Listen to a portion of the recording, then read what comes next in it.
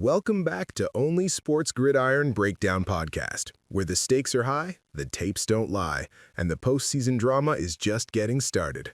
I'm Daniel Cross, and today we're talking about a Texans team that just punched its ticket to the Divisional Round.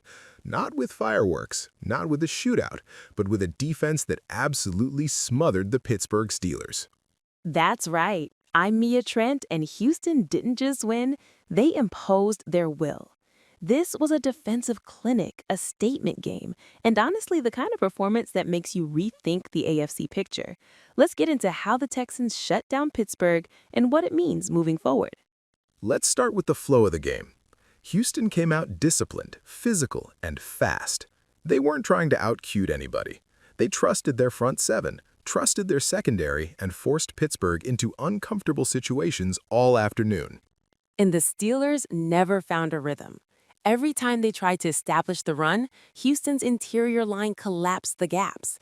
Every time they tried to stretch the field, the Texans' safeties were sitting on routes. It felt like Pittsburgh was playing uphill from the opening drive. Exactly. And when you're constantly behind the sticks, constantly facing third and long, you're basically feeding Houston's pass rush. They pinned their ears back and went hunting. Let's talk about that Texans defense, because this was the story of the game. The pressure was relentless, the tackling was clean, the communication on the back end was airtight. You could tell they studied Pittsburgh's tendencies. They jumped routes, they disguised coverages, and they forced the Steelers into mistakes. And when Houston needed a big play, the defense delivered, over and over again. The turning point for me was that red zone stand in the second quarter.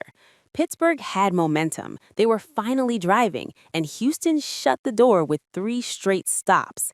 That sequence changed the entire tone of the game.